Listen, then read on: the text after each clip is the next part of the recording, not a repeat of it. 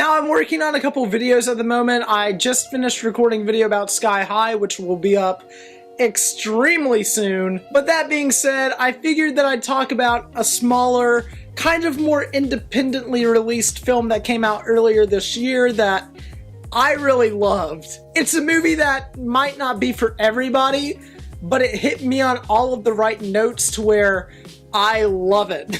What's up, guys? I'm Jacob Suggs, and welcome back to a really quick movie review of sorts. Yay! I saw this movie a couple months ago because unfortunately I had to go out of my way to watch it since my theater decided not to pick up Colossal. This movie looked awesome to me. The trailer was great. It intrigued me.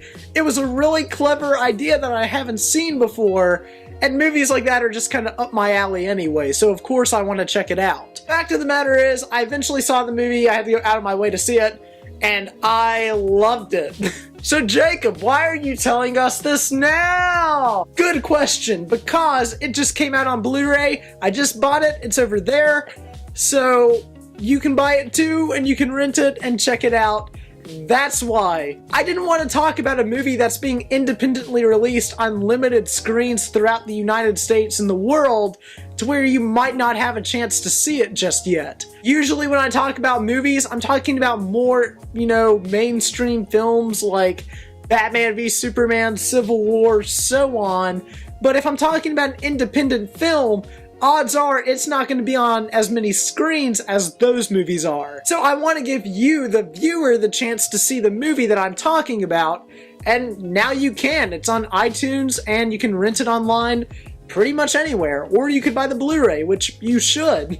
If you don't know what Colossal's about, basically it's about Anne Hathaway, this woman who's had this really crummy life. Her boyfriend just broke up with her, so she moves back home, goes to, visit places that she grew up at, and she meets new people like Jason Sudeikis, who owns a bar, and he gives her a job, and for once in her life, things are actually looking up. Until they turn on the news to see a kaiju monster attacking Seoul. I think that's the name of the place. It's somewhere out in Asia or somewhere out in that general area. I'm pretty sure it's Seoul though, because I'm always right. Okay. And eventually, Anne Hathaway discovers that she is somehow controlling this monster. For example, she has a nervous tick on her head in which she goes like this to scratch. The monster on the TV will go like this and scratch its head. If this movie sounds ridiculous to you, great, because it should. This is one of the most creative movies I've seen in the past decade, and it's a movie that deserves to be watched because it's kind of a dark comedy, but at the same time has a ton of substance to it that I wasn't expecting. There's a lot of deep stuff here, and I'm just gonna say it.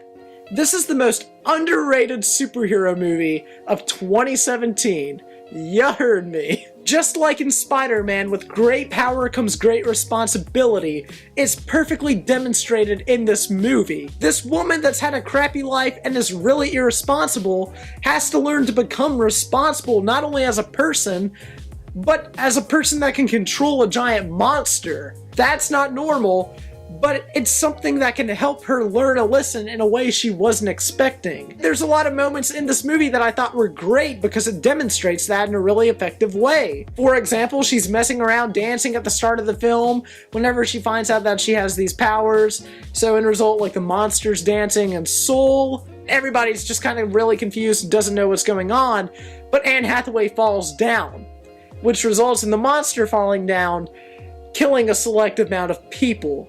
So something funny turns something incredibly tragic and concerning like that. And that's what I love about this movie.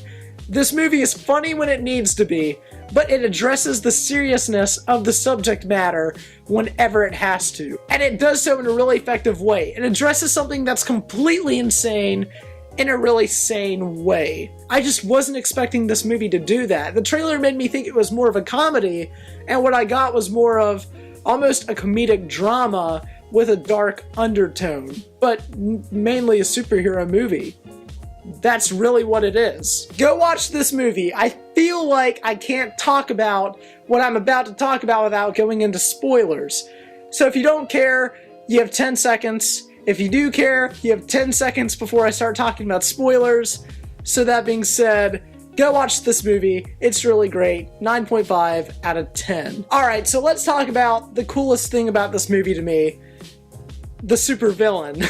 Every hero needs an arch nemesis that parallels them and is a perfect foil for them. And in this case, I wasn't expecting the twist to be that Jason Sudeikis is the villain of this movie. Jason Sudeikis is just this really responsible guy that's been helping this irresponsible woman get back on her feet and get her life together. He's just a simple guy that owns a bar that doesn't mean any harm. But what happens to him when he gets all of this power?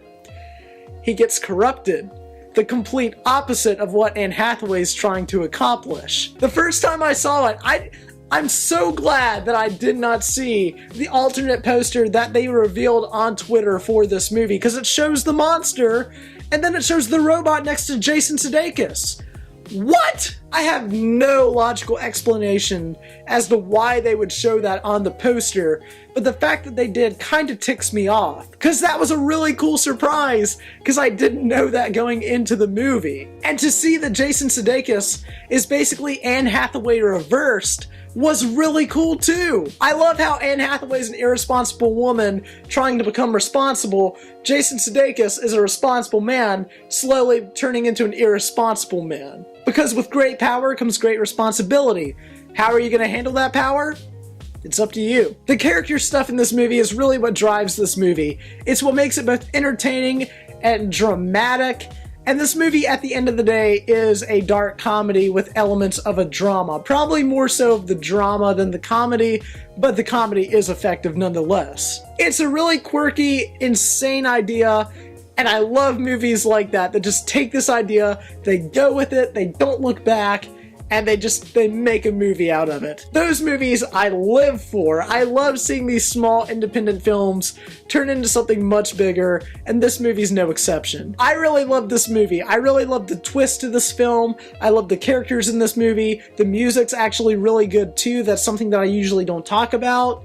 And the cinematography is fantastic. Nacho Vigilante did a really good job. I think I said his name right. The movie is really well shot nonetheless. I'm sorry if I totally butchered his name, but I found this movie really entertaining, and I found it just a really creative idea that really hit me on all of the right levels. I love seeing superhero movies that are told in kind of an unconventional way and told in a different way than what we've seen before, so this movie really stood out to me as one of probably the best movies I've seen this year. And if you haven't seen Colossal, you totally just ruined it for yourself.